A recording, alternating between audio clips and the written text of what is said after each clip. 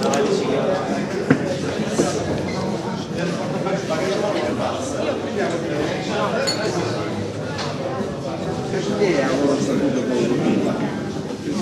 altre Si può registrare?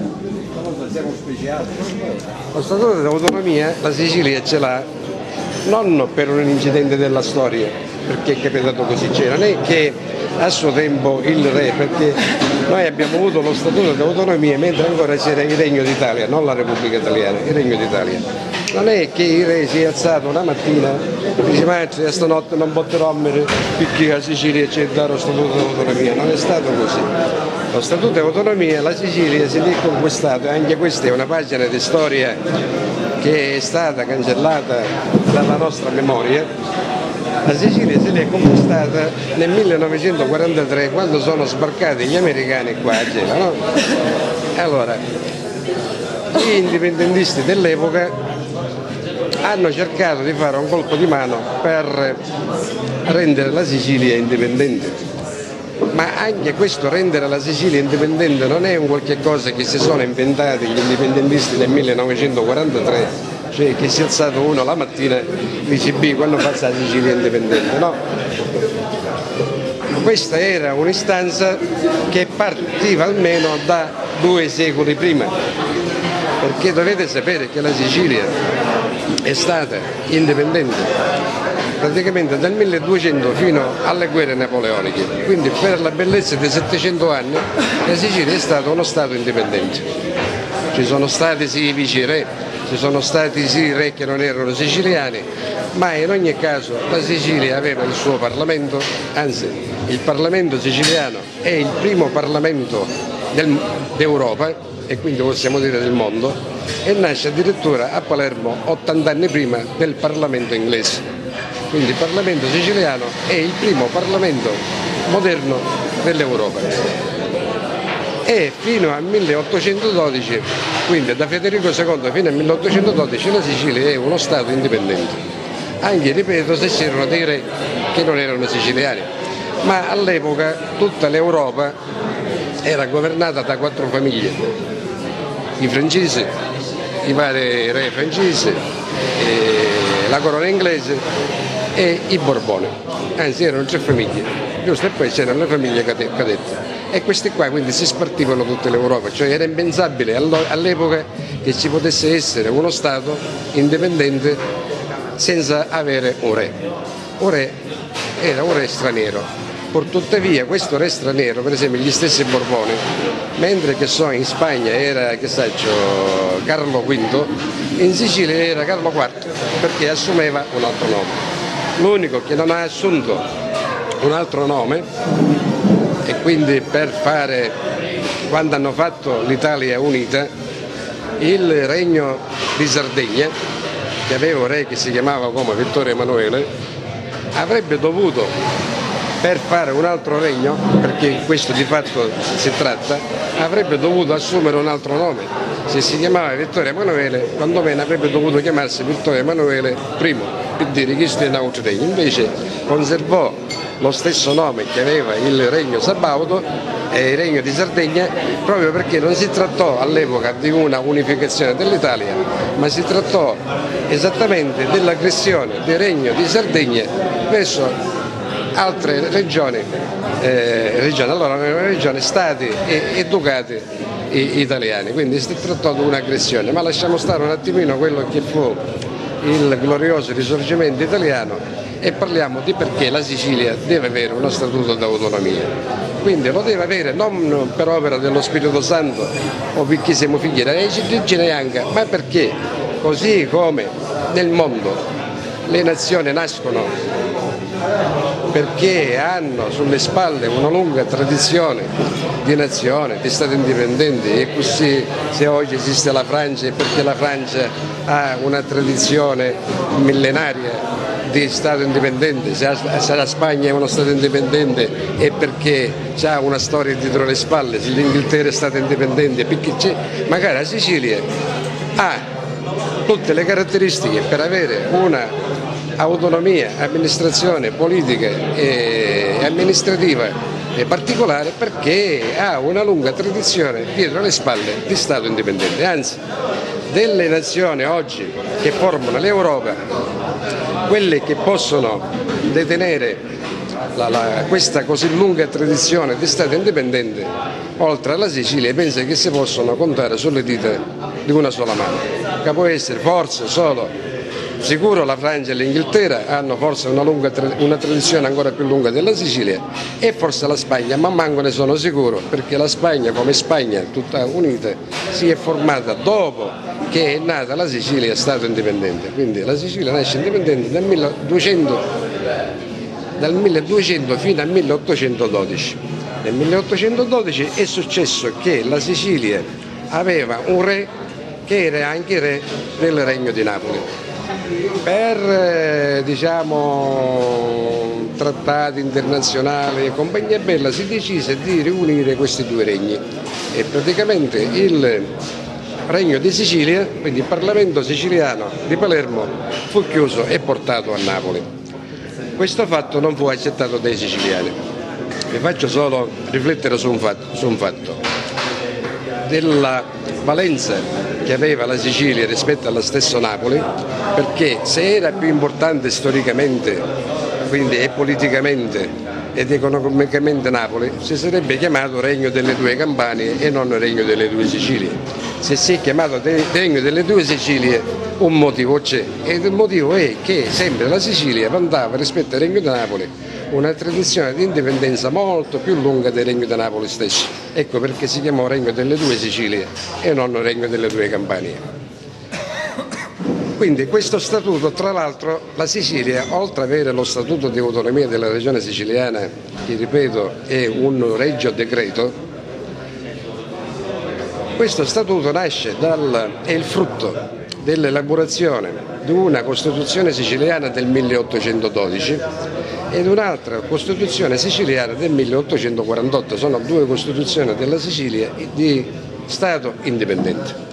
Quindi è stato redatto questo Statuto di autonomia che ricalcava un attimino quelle che erano queste due precedenti Costituzioni.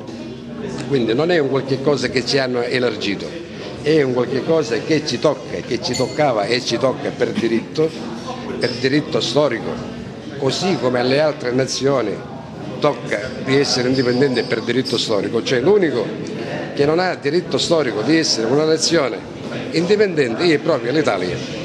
L'Italia non ha questo diritto storico perché l'Italia non nasce per una tradizione storica di indipendenza, l'Italia è stata sempre, la nazione italiana che effettivamente come nazione, ma che è diversa da Stato la nazione, ha una lunga tradizione, la nazione italiana che nel mondo veniva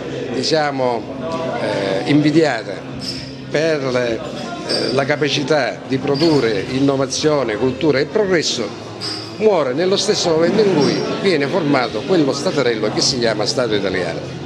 Quindi dove sono state praticamente annientate tutte quelle che erano la vocazione di ogni porzione di territorio di quella che è la penisola italiana, perché è stata annientata in quanto è stato fatto uno Stato accentratore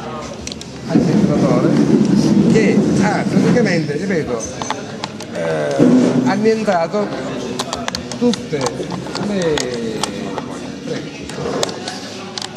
le peculiarità che avevano le varie porzioni della penisola italiana.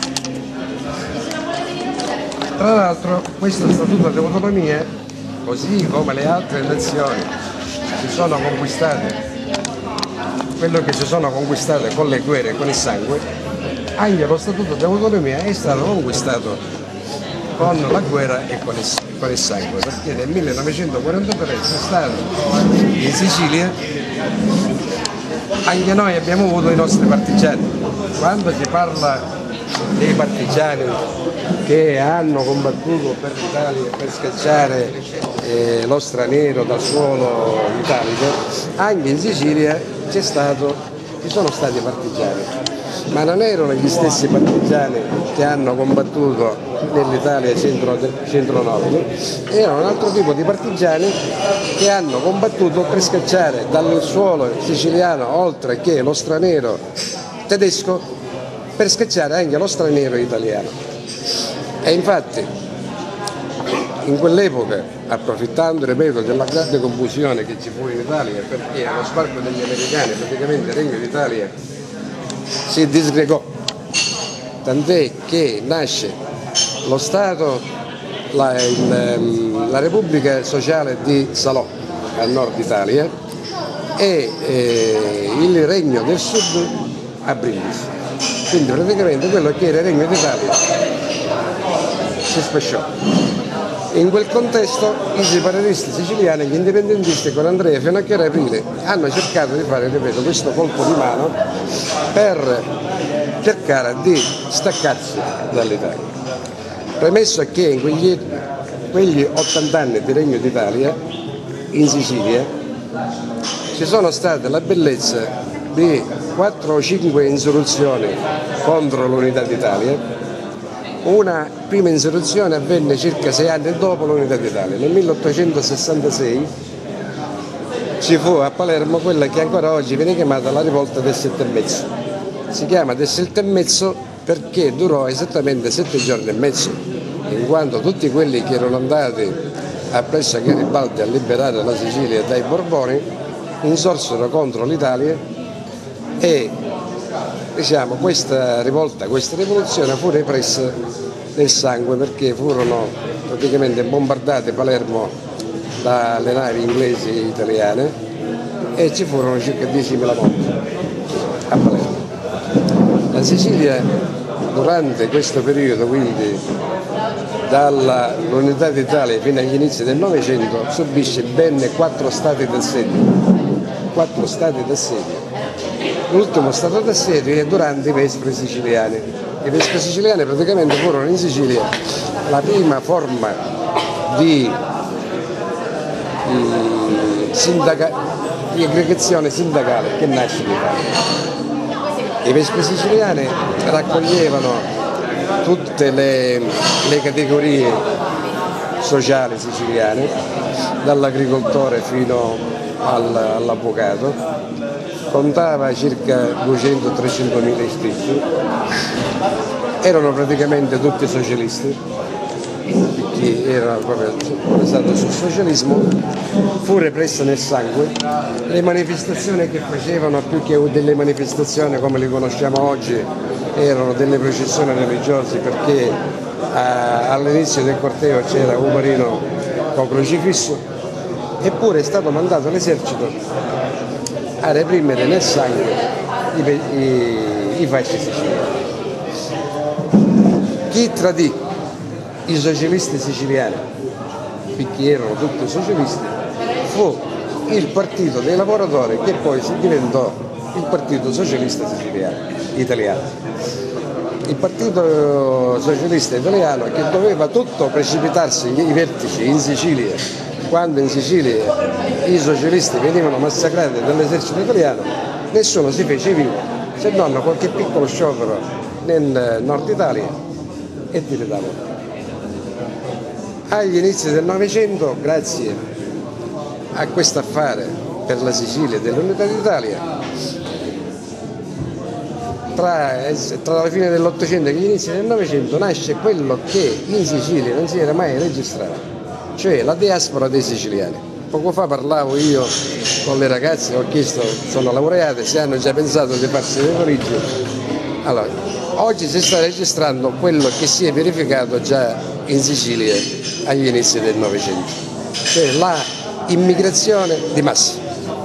Cioè, se oggi in Sicilia ci siamo residenti in Sicilia 5 milioni di siciliani, sappiate che nel mondo ci sono altri 10 milioni di siciliani, perché qua c'è stata veramente la diaspora, qua c'è fu lo spopolamento della Sicilia ma anche del resto del sud Italia, perché la fame con l'unità d'Italia fu così nera che la gente per andarsi a guadagnare un pezzo di pane unici si ne va a travagliare, magari andava a pazzi.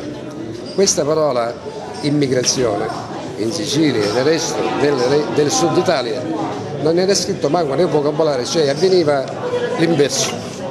Se voi vi andate a leggere delle commedie scritte in siciliano, ma magari di Pirandello, di Martoglio, voi trovate in queste commedie che le cameriere, le serve che venivano a lavorare in Sicilia nella casa dei baroni eccetera eccetera erano tutte venete, erano i femmine venete. Le venete allora erano le rumene di oggi e venivano a lavorare qua a fare cameriere, mentre da qua, se andate a leggere le commedie scritte da Goldoni, che sono all'incirca dello stesso periodo, non c'è manco una cameriera siciliana nel Veneto, cioè significa questo nel piccolo già dà il metro di quello che era la situazione dell'ora. Cioè qua praticamente sono state chiuse. L'anno scorso hanno fatto su Rai 3 finalmente una trasmissione dove si vede che c'è in Calabria, sono dei resti di un'industria siderurgica che c'era in Calabria prima dell'unità d'Italia, che questa qua è stata praticamente smantellata, smontata e buttata nel nord Italia, esattamente a Biella. Quindi tutte le industrie che c'erano in Campania, in Calabria e in Sicilia sono state smantellate e portate al nord Italia. In Sicilia, come nel Regno di Napoli, giravano soldi che erano monete d'oro e d'argento, l'Italia del nord purtroppo facevano la fame. In Lombardia, nel Veneto, in Liguria c'era una malattia che si chiamava pellagra, che questa parola viene da una parola in dialetto lombardo, che era una malattia dovuta alla malnutrizione. Questa malattia in Sicilia, da che esiste la Sicilia da 3000 anni, a questa parte non l'abbiamo mai conosciuto la pellagra. Comunque lasciamo stare tutti questi discorsi perché noi abbiamo lo statuto d'autonomia, l'abbiamo perché ci tocca per tradizione storica, in quanto la Sicilia è stata sempre una entità a parte con il suo Parlamento, che ha avuto le sue leggi consolidate nei secoli, che è stata sempre politicamente e amministrativamente separata da altri stati, e perché nel 1943 c'è stata la lotta armata tra la Sicilia in armi, nasce l'esercito per l'indipendenza volontario per l'indipendenza della Sicilia contro l'esercito italiano. Alla fine della seconda guerra mondiale la Sicilia non è stata possibile renderla indipendente perché l'appoggio che avevano dato a questa indipendenza gli anglo-americani non lo danno più, perché praticamente la Russia pone il veto in quanto come contropartita per una Sicilia indipendente vuole una sorta di protettorato russo in Libia. Non glielo accettano e quindi la Sicilia non può essere indipendente e viene consegnata nuovamente all'Italia, che ancora deve nascere.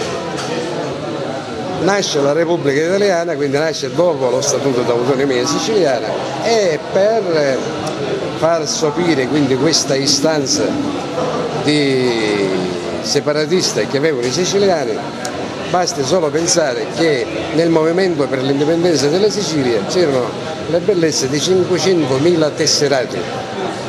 Non lo dico così perché avevo letto in giro, perché siccome fino a 2 anni fa io facevo parte del movimento per l'indipendenza della Sicilia e ho avuto la possibilità di andare a vedere negli archivi storici del movimento per l'indipendenza della Sicilia, e nei registri c'erano 500.000 tesserati. Se consideriamo che all'epoca i siciliani erano 3 milioni e mezzo, se consideriamo che all'epoca nel 1943 i femmine non contavano niente, ma contavano i capi famiglie, quindi in Sicilia quante famiglie ci potevano essere su 5 milioni di siciliani, su 3 milioni e mezzo di siciliani? 500.000 famiglie, 500.000 famiglie erano tesserate col movimento per l'indipendenza della Sicilia, quindi erano tutte separatiste. Allora, per quindi annacquare questa istanza viene inserito nella Carta Costituzionale italiana lo Statuto di autonomia della Regione siciliana, che comunque, se fosse applicato, renderebbe la Sicilia quasi uno Stato federato con l'Italia. Perché quasi federato con l'Italia? Perché questo Statuto d'autonomia praticamente dice che la Sicilia ha un'amministrazione fiscale a parte rispetto all'Italia. Cioè noi abbiamo degli articoli dello Statuto siciliano che, cioè, quando fu recepito questo Statuto di autonomia all'interno della Carta Costituzionale italiana, l'allora Presidente della Repubblica Italiana, Certo Einaudi, si accorse che questo Statuto praticamente faceva della Sicilia uno Stato indipendente. Allora pretese e si riuscì che fosse inserito un ultimo articolo, l'articolo 43, la quale recita che per alcuni articoli dello Statuto occorrono che vengano varati i decreti attuativi per renderli attuabili. Alcuni di questi statuti, di questi articoli, che sono la parte più importante per l'economia siciliana, aveva 70 anni, aspettiamo che vengano attuati i relativi decreti attuativi. Anzi, dopo 70 anni, l'anno scorso, il nostro grande presidente attuale della regione siciliana, onorevole Crocetta, è riuscito a farsi attuare l'articolo 37 dello Statuto siciliano, che recita che tutte le aziende che, anche se non hanno sede legale in Sicilia, ma che comunque producono redditi in Sicilia, i relativi tributi li dovrebbero pagare nelle casse della regione siciliana. Non ci è riuscito nessuno da 70 anni a farsi attuare questo decreto attuativo, se ne riuscivo Crocetta, e ci è riuscito anche, miracolo dei miracoli, con un assessore all'economia che manco è siciliano, è romano, con un assessore all'economia di Roma che non ha in Sicilia, non aveva mai messo piede, non aveva probabilmente mai letto lo Statuto di autonomia, non ha elettorato in Sicilia, cioè questo non ci ha dato conto a Nord, quando finisce il suo mandato se ne ritorna a Roma e se non ottempera a quelli che sono stati dettati che gli hanno dato da Roma, lo fanno fuori politicamente a Roma, non in Sicilia, perché in Sicilia non ha elettorato. Questi sono riusciti a farsi attuare l'articolo 37 dello Statuto siciliano. L'hanno liquidati con 49 milioni di euro. Cioè qua, oltre al danno, per quello che non ci hanno dato come dai nostri diritti costituzionali in quanto cittadini italiani, qua continuamente si prendono a pernacchi e fischi. A te ti picchiano a pernacchi, tu non te ne accorgi, ma ti prendono a pernacchi. Come ti chiami tu? Come ti chiami tu? Marco? Marco, ti picchiano a pernacchi a te. Con 49 milioni di euro ci hanno liquidato. Allora, vi faccio un esempio, perché non possono essere 49 milioni di euro. Cioè qua, da conti fatti da economisti siciliani, professore di università di economia all'Università di Palermo, non uno, sì. Qua l'articolo 37 dello Statuto siciliano, qua si parla di 6-7 miliardi di euro all'anno, non 49 milioni. Il Banco di Sicilia, che tra parentesi non poteva essere assorbito dall'Unicredit in quanto anche il Banco di Sicilia fa parte dello Statuto siciliano, proprio è scritto nello Statuto siciliano che si chiama Banco di Sicilia, che serve per alcune cose, quindi fa parte della Costituzione italiana. Quindi se fa parte della Costituzione italiana, il Banco di Sicilia, della Sicilia non si poteva toccare, intanto sono in nero. Allora, il Banco di Sicilia, prima che fosse assorbito dall'Unicredit e quindi aveva sede legale in Sicilia, i tributi li pagava la regione siciliana e pagava 330 milioni di euro all'anno, non milioni di lire, 330 milioni di euro. Ora, se avessero veramente attuato l'articolo 37 dello Statuto, quantomeno, siccome il Banco di Sicilia, anche se non ha più sede legale in Sicilia, però gli sportelli l'aveva sempre in Sicilia e però i redditi del Banco di Sicilia li produce sempre in Sicilia, 730 milioni devono tornare nelle casse della regione siciliana. Quindi com'è che l'articolo 37 vale 49 milioni? E chi lo stabilisce che vale 49 milioni? L'articolo 37 dello Statuto non dice che si deve quantificare a forfait, dice l'articolo 37 vale tanto, no, dice che tutte le aziende che producono redditi in Sicilia, i tributi per quello che producono in Sicilia li devono pagare nelle casse della regione siciliana. Sarà 1 milione di euro, saranno 100 miliardi di euro, che solo hanno a pagare, giusto? Quindi invece ci hanno liquidato con 49 milioni di euro, ma non solo, ma siccome si sta elargendo questi 49 milioni di euro, ci sono alcune cose che oggi alcuni costi che oggi si fa carico lo Stato italiano. Per esempio la scuola, no? I professori pagano lo Stato italiano. Allora ci addosseranno alcuni costi che oggi paga lo Stato italiano, quindi ce ne danno 49 e se ne appioppano 50 euro. Quindi questo statuto siciliano in effetti esiste solo sulla carta, non è stato mai attuato, perché se fosse stato attuato vi garantisco che oggi la Sicilia sarebbe non una delle maggiori economie italiane, ma sarebbe una delle maggiori economie europee, perché le risorse, e voi che vivete a Gela lo sapete meglio di me, le risorse che ha la Sicilia gli altri stati europei non ce l'hanno. Se tu vai in Olanda non hanno niente, se tu vai in Belgio non hanno niente. Io sono stato nel mese di settembre in Scozia perché sono stato invitato in qualità di una delegazione di indipendentisti siciliani, perché hanno fatto in Scozia, devono fare quest'anno nel 2014 a settembre il referendum per l'indipendenza della Scozia nei confronti dell'Inghilterra, e quindi c'erano delegazioni di indipendentisti un po' di tutta Europa, no? E io capitai nella delegazione siciliana di indipendentisti. Il giorno prima di questa hanno fatto una grande marcia dove hanno partecipato 40.000 persone circa. Il giorno prima hanno fatto una conferenza, quindi gli indipendentisti scozzesi che comunque sono al governo della Scozia, questi hanno avuto una sorta di autonomia che è inferiore allo statuto di autonomia della Sicilia appena nel 97, e dal 97 fino a oggi adesso vogliono andare all'indipendenza. Noi avevamo 70 anni che avevamo lo statuto di autonomia, ma ci hanno preso a pernacchi ed è servito solo per creare clientelismo, per fare promesse di lavoro mai mantenute e per tenere la popolazione siciliana assoggettata a questo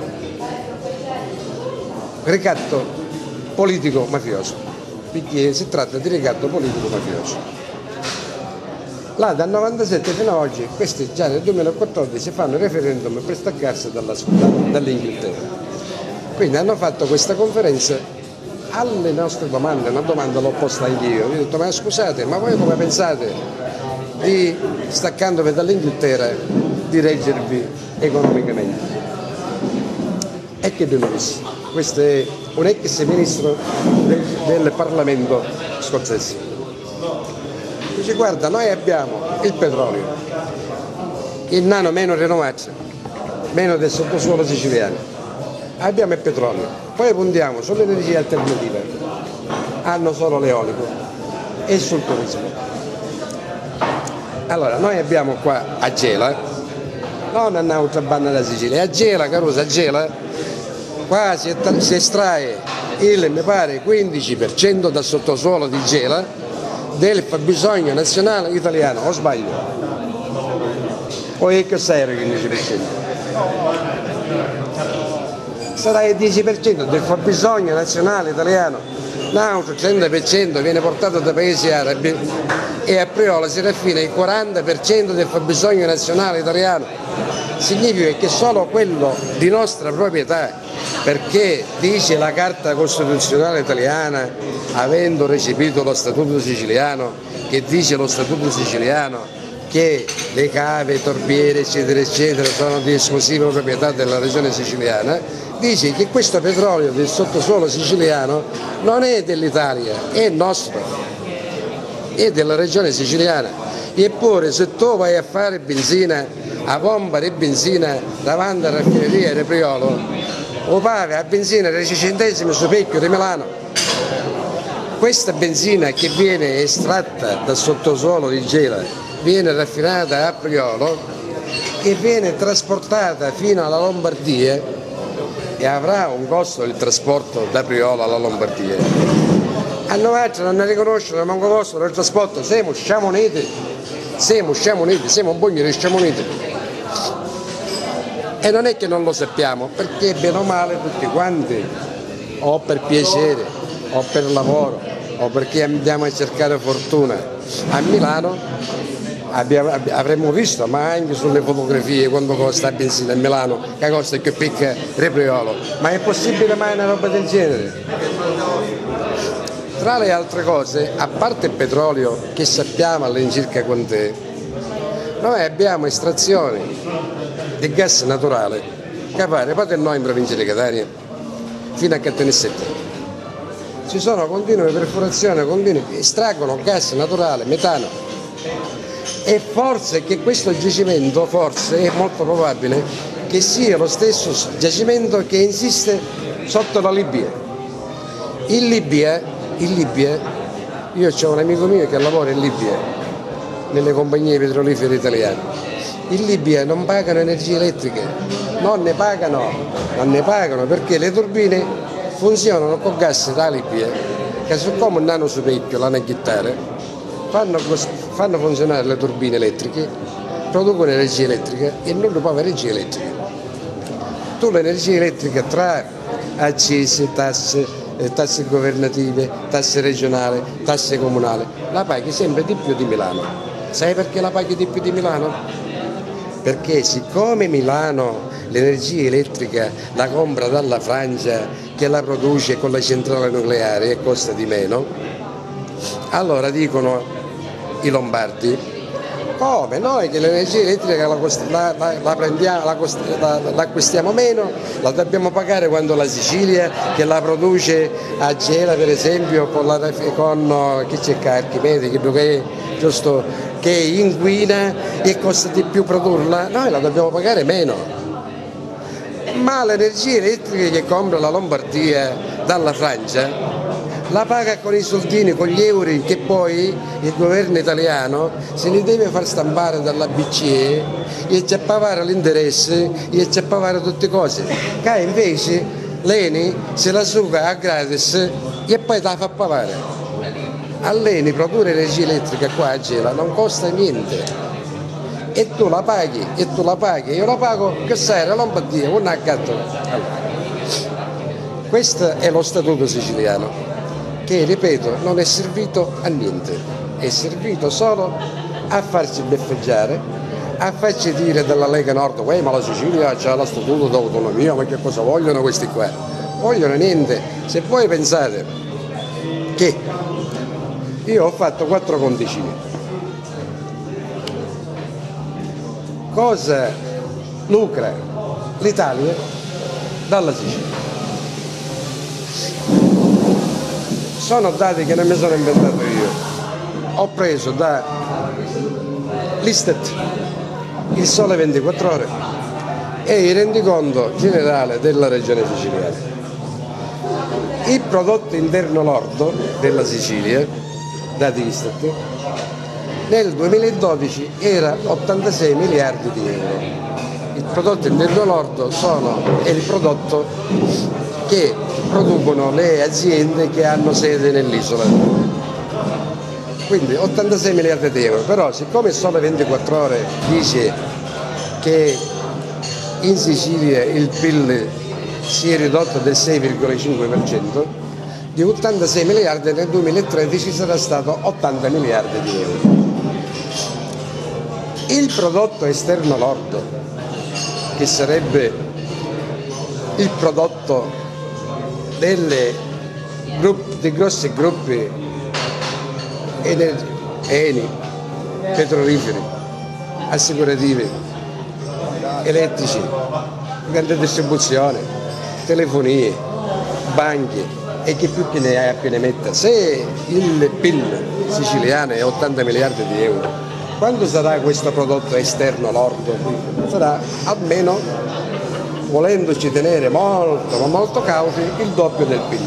Se più di 80 miliardi questo sarà almeno minimo 160 miliardi. 160 miliardi e 80 miliardi fanno 240 miliardi. Ora, se il Sole 24 Ore mi dice che la pressione fiscale italiana è pari al 54%, e per semplicità, perché non sono bravo in matematica, dicevo che ero 50%, su 240 miliardi di euro, cosa preleva lo Stato italiano? 120 miliardi di euro. Quindi lo Stato italiano dalla Sicilia, come pressione fiscale, lucra, trae la bellezza di 120 miliardi di euro all'anno. Non ci ho messo ancora le accise, non ci ho messo ancora il gioco del lotto, non ci ho messo ancora i tabacchi. Allora, se è vero che l'articolo 36 che dice che la regione siciliana si regge sui tributi che maturano in Sicilia i siciliani, cioè chi è residente in Sicilia. Quindi abbiamo due articoli: l'articolo 36 che dice che chi ha sede in Sicilia, i siciliani, privati e aziende che producono in Sicilia, i tassi ci pagano a Sicilia, e fino a dopo ci siamo, e questo funziona effettivamente così. E l'articolo 37 che dice che anche chi non ha sede legale in Sicilia le tasse le dovrebbe pagare in Sicilia, e questo non avviene. Ma prendendo solo l'articolo 36, che dice quindi che i siciliani le tasse le pagano in Sicilia, ma che allo Stato sono riservati i proventi relativi al gioco del lotto e ai tabacchi, quindi tutte le tasse che si maturano in Sicilia dai siciliani vanno alla regione siciliana, escluso gioco del lotto e tabacchi. Allora, su 80 miliardi di euro di PIL siciliano, 40 miliardi possono chiedere alla regione siciliana, solo per l'articolo 36. La regione siciliana, dal rendiconto generale della regione siciliana, costa, compreso il costo di circa il 90% di quelli che sono gli enti locali, comuni e compagnie belle, perché poi un altro 20 del 10% ci muovono un altro con altre tasse indirette, tasse da monnezza e contenere. Comunque i trasferimenti che fa la regione agli enti locali è circa il 90%, quindi il costo di tutta la regione dovrebbe essere di 18 miliardi di euro all'anno, che poi i trasferimenti che fa lo Stato italiano alla regione siciliana sono inferiori, tant'è che la regione è indebitata, no? Perché se fosse 18 miliardi di euro e lo Stato gliene ritorna 18 miliardi è a zero, invece è indebitata. Comunque facciamo finta che 18 miliardi sono e 18 miliardi spende. Se dovrebbe incassarne 40 d'articolo 106, com'è che ne incassa 18 e sempre siamo che dobbiamo fare debiti? Allora c'è qualcosa che non funziona. Lo Stato italiano, che incassa 120 miliardi di euro dal prodotto Sicilia, dice che noi siamo mantenuti, così dicono. Allora, se noi siamo mantenuti, com'è che questi qua lucrano 120 miliardi di euro? Allora non siamo mantenuti. E com'è che se da qua si lucra 120 miliardi di euro noi dobbiamo essere gli accattoni d'Europa? Com'è che tu che ti laureaste, se non te ne vai a lavorare fuori, perché non hai alcuna speranza manco di fare un mondizzaro? Hai speranza tu? Guarda. Hai qualche minima speranza se ti fai prendere per il culo di qualche politico che ti dice che tu non lo posto di lavoro. Parliamoci chiaro. È così. Ma non è che è colpa tua se ti fai mettere a testa al politico. Io non mi ci sono messo quando avevo la tua età e fino ad oggi dico quando fui sciamonito. Perché tutti i miei amici, credetemi, io avevo la possibilità di mettermi appresso a politici importanti catanesi che tutti i miei amici, qui è dipendente regionale, qui è dipendente provinciale, qui travaglio comune, io no. io sono libero, lavoratore autonomo, perché pur avendo le possibilità non ci sono andata a questo politico. Ma questo è il sistema. Allora, ho sbagliato io o hanno sbagliato loro? Ho sbagliato io. Ho sbagliato io perché il sistema era quello e io mi dovevo adeguare al sistema, non l'ho fatto. Però guardate che oggi sbaglia chi pensa che ancora la politica possa dare posti di lavoro o qualche altra cosa. Perché siccome tutta l'Italia, cioè quello che hanno fatto alla Sicilia, i nostri politici, cioè che hanno venduto la nostra sovranità, l'hanno venduta all'Italia. Oggi la stessa cosa i politici italiani l'hanno fatto con l'Italia, hanno venduto la sovranità italiana all'Europa, alla grande finanza, avranno il loro tornaconto come hanno avuto il loro tornaconto i politici siciliani. Significa che l'Italia, se non è fallita, sta fallendo. Significa che soldi non ce n'è più, significa che se fino a ieri qua arrivavano le briciole e con quelle briciole i politici ci potevano dare un posto a Eugenio e ne promettevano 1000 posti e ne davano uno, tutte le altre 999 rimanevano senza posti di lavoro, però poi c'erano altri 10.000 che sapevano di Eugenio che aveva avuto il posto e allora dicevano Eugenio è proposto il politico, allora io può dare posti, giusto? Non è che andavano a vedere i 999 che venivano presi in giro, andavano a vedere Eugenio che aveva avuto posto il politico e allora altri 10.000 alle prossime elezioni dicevano no, Eugenio ha proposto io non ho posti di lavoro e quello continuava a prendere per il culo 10.000 cristiani. Allora tutto questo non c'è più, perché i soldi non ce n'è più, i posti di lavoro non ne possono dare. Non solo, ma siccome l'Italia sta fallendo, le briciole che fino a ieri arrivavano in Sicilia e noi ci condannavamo non ci sono più io. Noi non è vero che siamo un popolo mafioso, se noi eravamo mafiosi più davvero. A storia ce l'avevamo fatto fare questo all'Italia, non è vero, noi siamo un popolo purtroppo. In Europa ci sono popoli più duri, guarda state vedendo che sta succedendo in Ucraina, cosa è successo in Jugoslavia, là sono popoli più duri, dici tu mi stai prendendo in giro, mi stai facendo fare la fame, aspetta ti faccio una guerra, la rivoluzione, mi armo, qua non è così, noi siamo qua delle persone più miti, prima di fare una cosa del genere, però ma essere ridotti alla fame. Allora quando siamo ridotti alla fame allora reagiamo di brutto perché abbiamo reagito, non è vero che non abbiamo mai reagito, abbiamo reagito in passato di brutto, ma dobbiamo arrivare alla fame. Allora io dico, prima di arrivare alla fame, giusto perché ci arriveremo, ma è meglio che reagiamo prima, senza come si è reagito in Sicilia in passato durante i vespi siciliani e anche nel 1943 con spargimento di sangue. Nel 1943 c'è stato parecchio spargimento di sangue. Ma è stato perché la Sicilia, credetemi, era ridotta ai minimi termini, cioè aveva vissuto la Sicilia 6 anni di bombardamento degli anglo-americani, non è che questi qua arrivavano a liberare la Sicilia, questi prima fecero 3 anni di bombardamenti, distruggendo città e quartieri interi, giusto? Ammazzando migliaia di persone e poi vengono a liberare la Sicilia. A questo non ci dobbiamo arrivare, noi allora oggi siamo ancora nelle condizioni di stare in piedi. Tra le altre cose, guardate, tanto è vero che i soldi non ce n'è più e l'Italia sta fallendo e stanno cercando di raggranellare, pescare il fondo del barile, che voi dovete pensare che sempre questo grandissimo presidente della regione siciliana che abbiamo avuto il piacere di avere alla presidenza della regione, assieme sempre a quel grandissimo assessore all'economia, l'anno scorso sono riusciti, senza battere ciglio, a farsi rapinare dallo Stato italiano la bellezza di 937 milioni di euro che dovevano andare nelle casse della regione siciliana. Cioè mentre c'era la Sicilia che è veramente sull'orlo di un baratro, ma non lo dico io, basta guardare, non so a Gela capita a fortuna ancora c'è l'Eni, c'è il lavoro eccetera eccetera, ma a Catania credetemi c'è una bottega sì, una bottega no, non c'è scritto affittasi.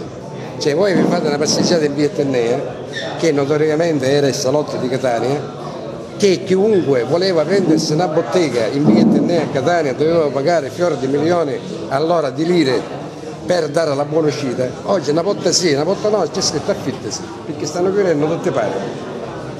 Allora, rapinare alla regione siciliana 937 milioni di euro significa veramente, non lo so, sparare e andare a destra.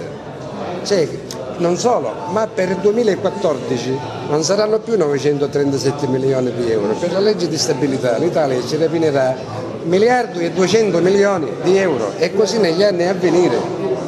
Cioè, qua stiamo parlando da fame e chi si trattengono 1.200 milioni. Non per nulla, sempre questo grandissimo Presidente e l'assessore all'economia stanno cercando, non so se ce l'hanno fatto, di fare un mutuo della regione siciliana con una banca di 1 miliardo di euro e guarda caso è quel miliardo che si sono fatti rapinare senza dire manco mai, giusto? Perché se non quest'anno, nel 2014, sarà nel 2015, saranno messe sull'astrico, sulla strada migliaia di famiglie di siciliani, perché ci sono 100.000 forestali che non ci saranno più gli stipendi, pippe, pappe e quant'altro saranno in mezzo alla strada. Ma dicono, ma questi 100.000 forestali che su 100.000 su assai nella regione su più picche, su 30.000 famiglie che mangiano, 30.000 famiglie che non mangiano più. Non è che perché tu sei impiegato all'ENI che a te non ti interessa come?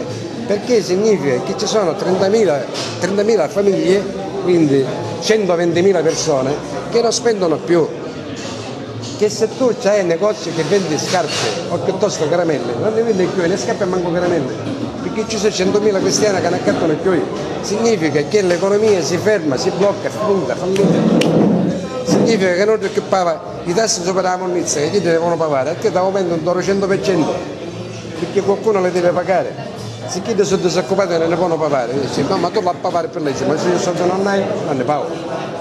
Allora, questa è la situazione.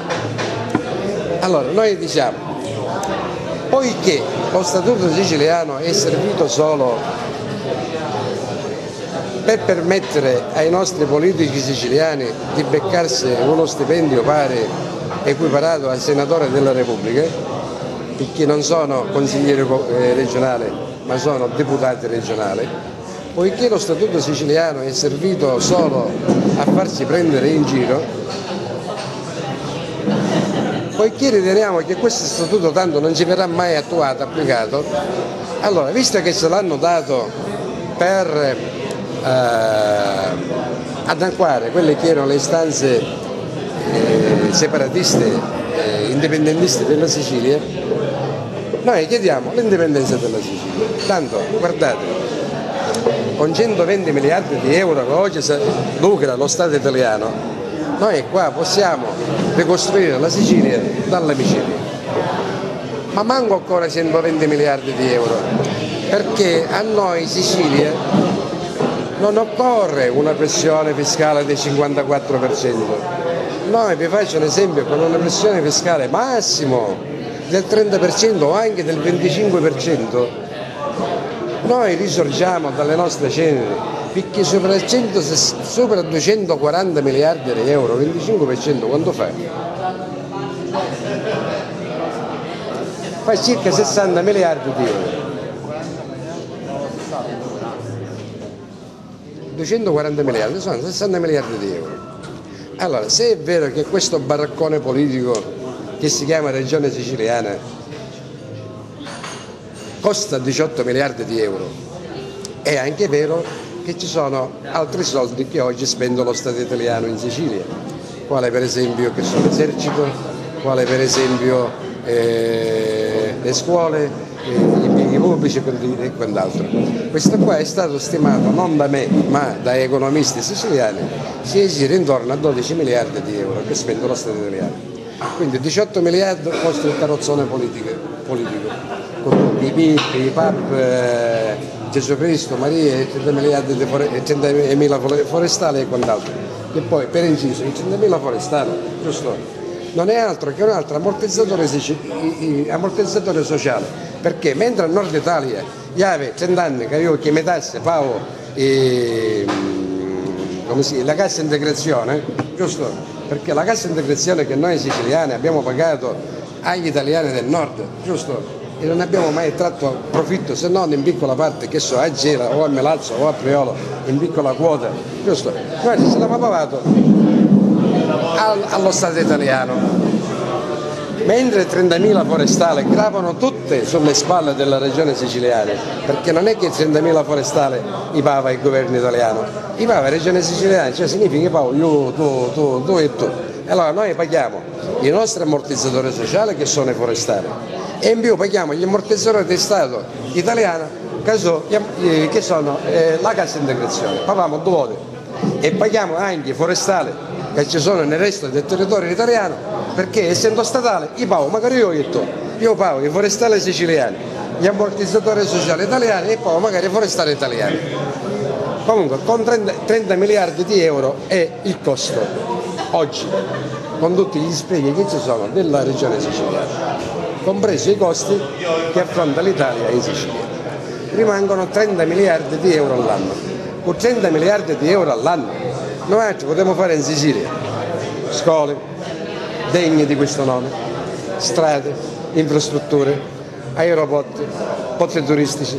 Possiamo ricostruire quello che è l'economia siciliana, possiamo potenziare l'agricoltura, possiamo potenziare quella che dovrebbe essere la nostra vocazione, il turismo. Qua in Sicilia abbiamo, e non ve lo devo dire a voi gelesi, perché voi lo dovreste sapere più di me, noi abbiamo il 70% del patrimonio archeologico dell'intera Italia. La Valle dei Templi in Grecia se la sognano, i reperti greci che ci sono in Sicilia, da Grecia non ci sono così ben tenuti, anche se noi nei nostri reperti archeologici sono pieni di monnezze, ma che comunque a monnezze non può cascare per fortuna la Valle dei Templi, basta pulire e renderla recettiva. Quindi noi in Sicilia non solo, noi avremo un turismo d'élite, che è questo qua, il turismo archeologico, ma abbiamo anche un turismo, cioè noi dovremmo essere veramente la California d'Europa. Io oggi c'è maltempo, ma io 2 settimane fa, a mattina non so sciare, ma c'era chi sciava, sono andato a letto, c'era gente che sciava, e il pomeriggio mi viene a fare un bagno a mare.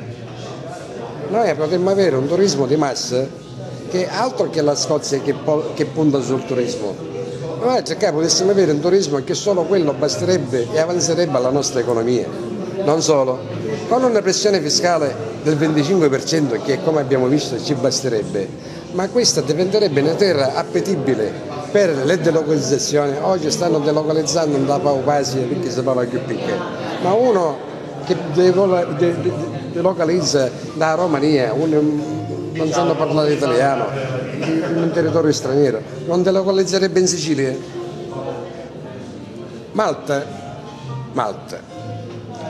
io avevo 18-20 anni 70, e a Catania c'è un mercato all'aperto che si chiama Afera di Catania, dove Eugenio la conosce, si vende dal pesce fino all'abbigliamento, scarpe, tutto si vende, proprio con le bancarelle.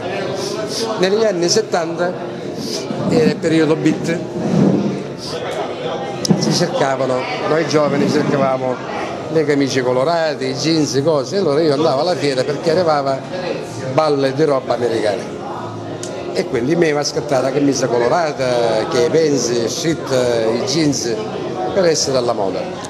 La fiera di Catania era frequentatissima da donne che venivano da Malta, poverine, avevano i capelli arruffati, mal vestite, scaccagnate, e compravano tutto ciò che noi catanesi non avremmo mai comprato. 25 anni fa Malta è riuscita a rendersi repubblica indipendente. Andate a Malta e vedete cosa c'è. Quelli hanno basato la loro economia prettamente sul turismo e vedete cosa hanno sviluppato. Oggi il turismo è un po' in crisi, stanno basando la loro economia su una pressione fiscale che è del 23%, con parecchie aziende europee e non che hanno portato la loro sede legale a Malta e pagano meno tasse e stanno benissimo. Ma la cosa più impressionante è che i maltesi sono siciliani. Malta è stata 700 anni siciliana, quando la Sicilia era indipendente, Malta era siciliana e i maltesi sono siciliani. E la cosa strabiliante, ma uno non ci crede, io che a Malta ci sono i siciliani e non c'è la mafia. Ma guarda un po', ma com'è possibile? Com'è possibile che là ci siano i siciliani e non c'è la mafia? Ma guarda un po'. Perché ho tirato in ballo la mafia? Perché la mafia è quella dietro cui si nascondono tutti quelli che hanno o paura perché questa gli è stata inculcata o l'interesse a non staccarsi dall'Italia. D'altra parte, se io sono riuscito ad accumulare delle ricchezze all'interno di questo sistema Italia, ho interesse a cambiare il sistema? Non ho alcun interesse. Quindi, perché si titola questo incontro che stiamo avendo Autonomia e Indipendenza? Perché è conseguenziale. A noi siciliani ci è stato dato lo statuto di autonomia per annacquare questa nostra istanza indipendentista che abbiamo sempre avuto, come hanno, noi non siamo speciali, questa voglia di indipendenza ce l'hanno tutte le regioni, tutte le porzioni di territori che sono isole, tutti gli isolani vogliono essere indipendenti. E voi prendete per esempio la stessa Inghilterra, no? Se tu vai in Inghilterra vedi che sono tutte particolari, non usano il metro come unità di misura, tutto il mondo usa il metro, loro no.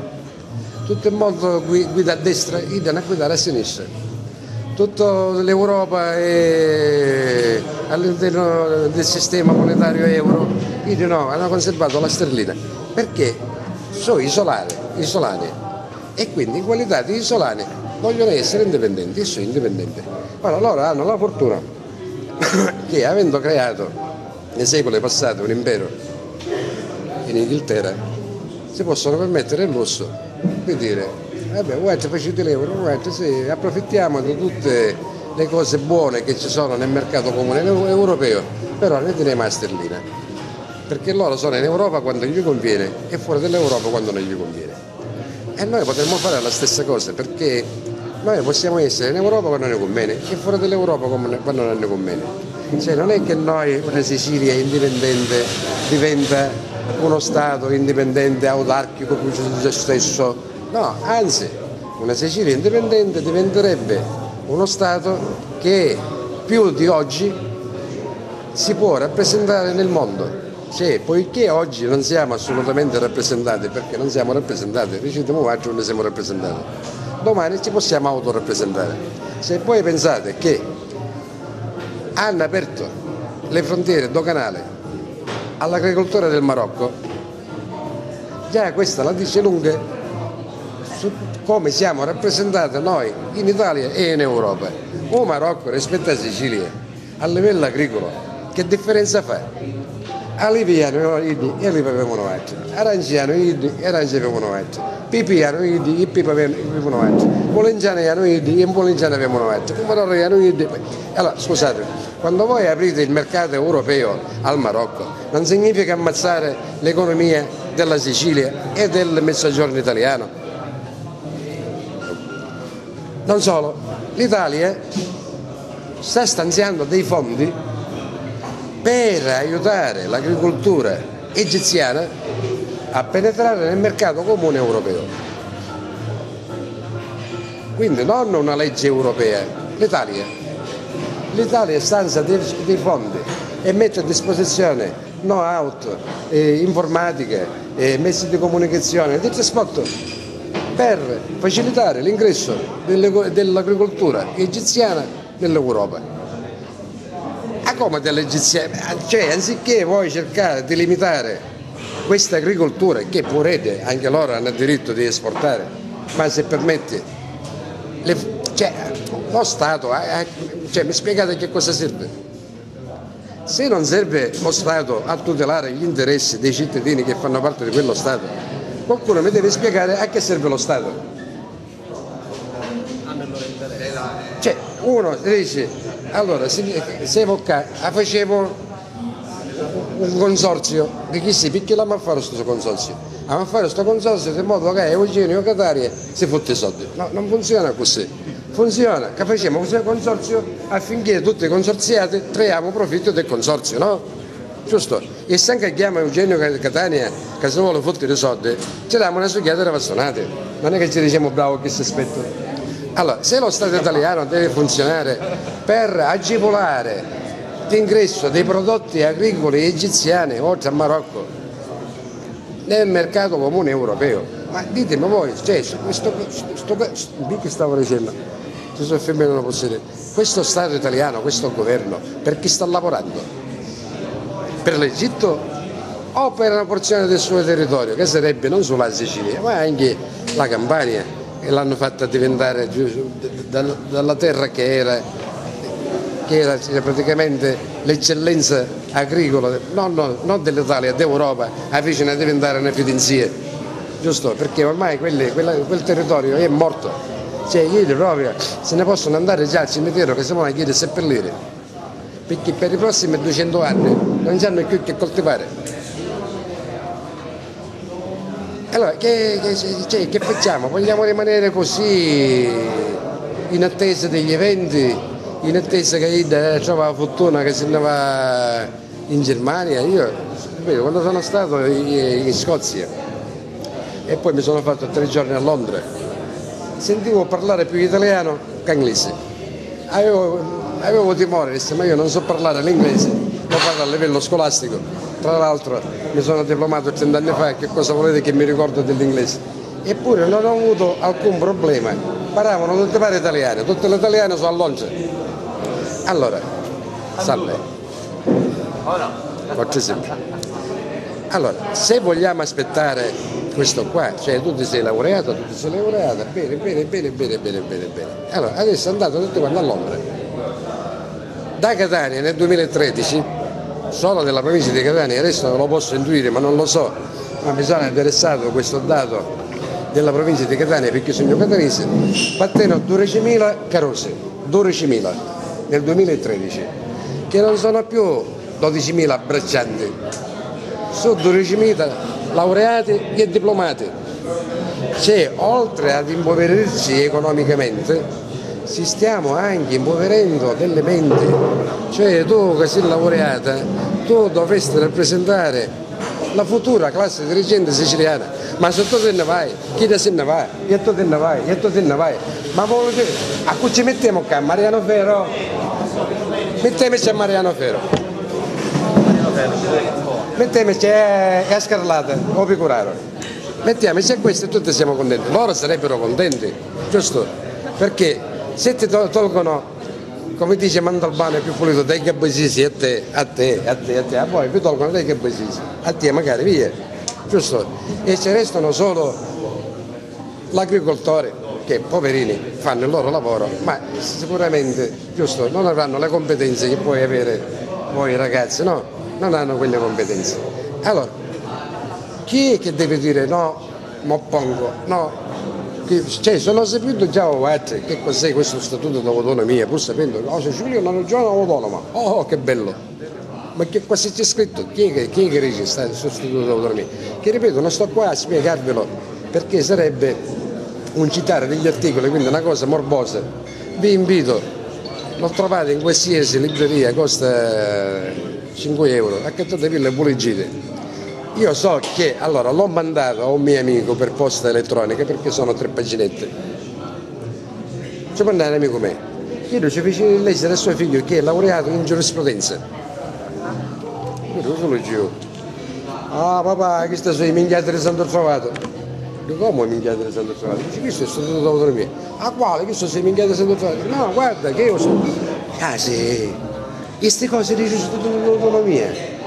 Gli sembrava che siccome io sono indipendentista, mi ero inventato una Costituzione siciliana. Dice, sono le cazzate che dice Santa Trovata. E quello è laureato in giurisprudenza.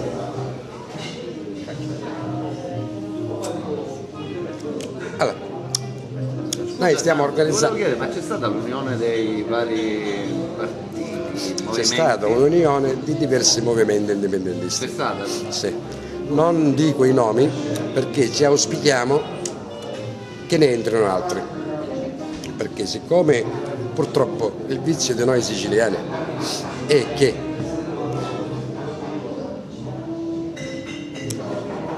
se tu fai una cosa fai questo tu, non sai niente, e allora non c'è traccia. Se invece tu facesti da cosa, però non lo dici l'ho fatta io, è aperto a tutti. Cioè io che entro dopo, non mi possono dire se entrano dopo, io ci sono anche io, quindi non mettiamo primogeniture, no? Chi vuole entrare entra, siamo qua. Quindi esiste questa nuova... Esiste, certo, si chiama Unione Indipendentista Siciliana. Noi abbiamo fatto questa Unione Indipendentista Siciliana con lo scopo non di presentarci alle elezioni, ora ci sono le europee, no? Assolutamente no, anche perché saremmo ridicoli pensare, se noi in Sicilia indipendentisti convinti saremmo quando 10.000, 15.000 all'incirca, no? Forse, no, convinti 10-15.000 ci siamo, anche se potenzialmente, ripeto, potremmo essere su 5 milioni di siciliani 4 milioni e 200.000, però convinti lo siamo dalle 10.000 circa, quindi sarebbe ridicolo pensare che con questi numeri noi ci andiamo a presentare alle europee o a chissà che cosa, no?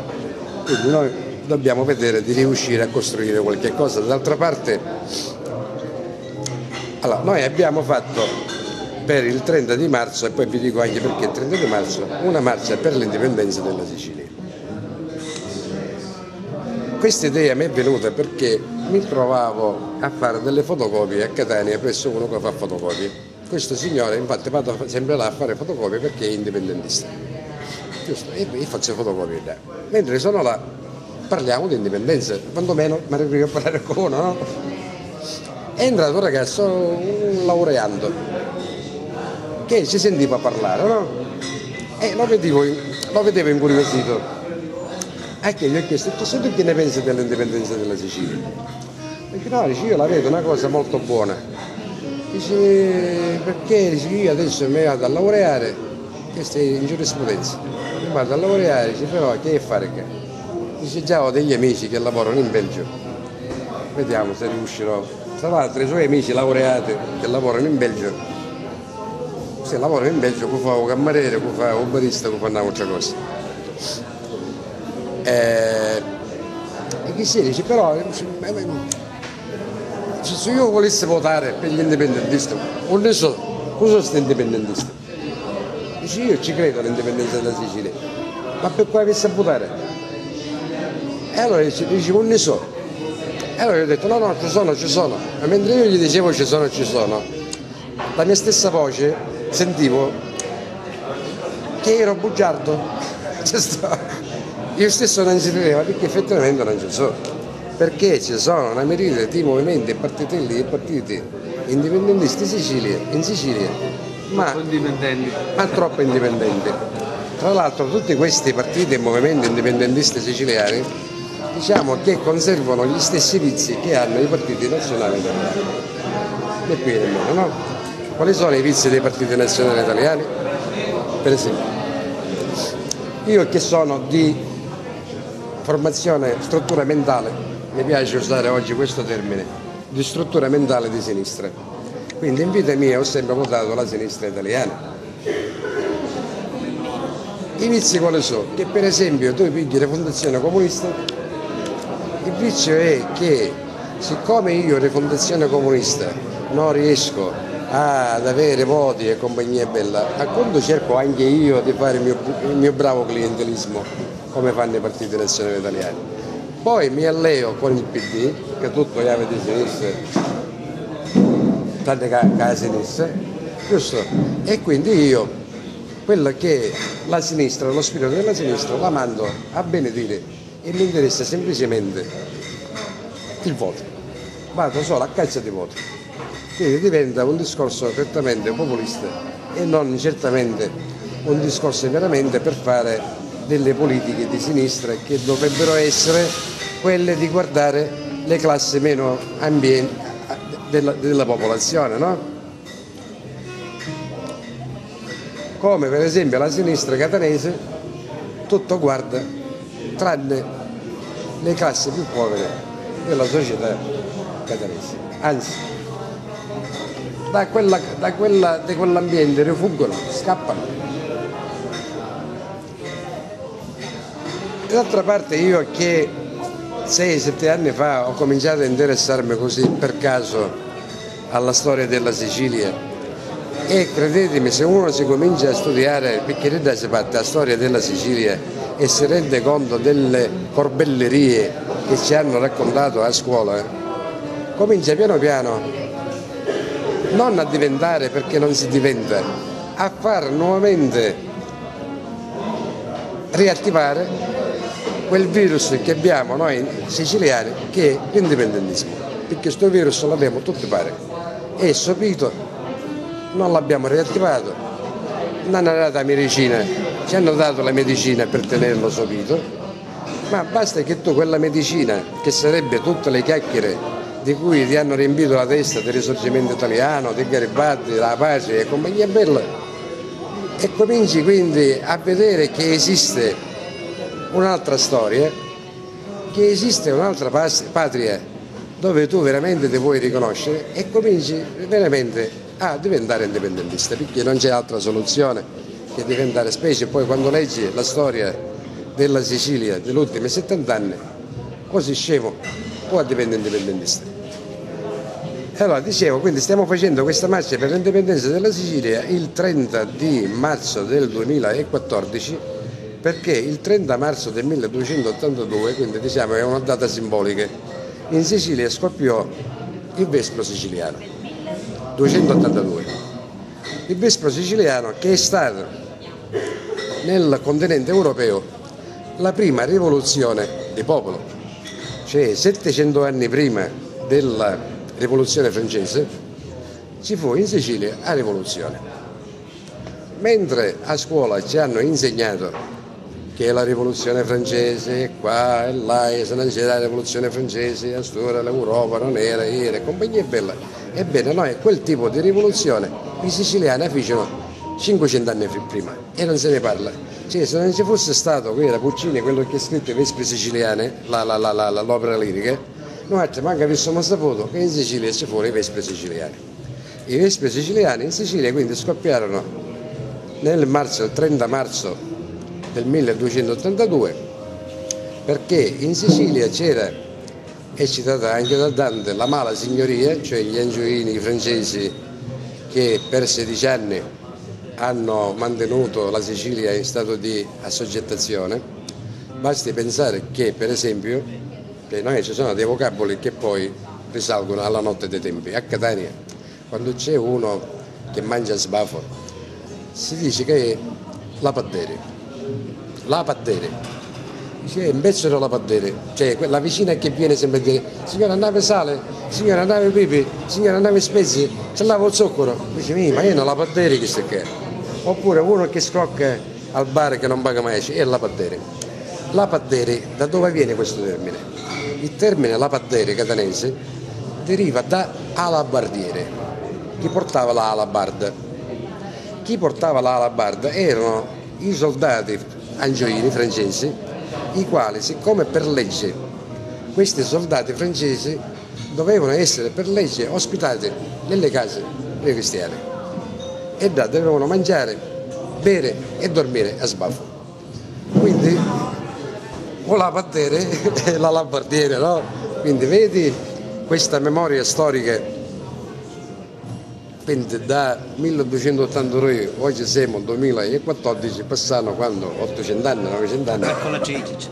E ancora ci ricordiamo di questi alabardieri che mangiavano sbafo. Tra l'altro avevano anche il diritto della prima notte, i francesi, no?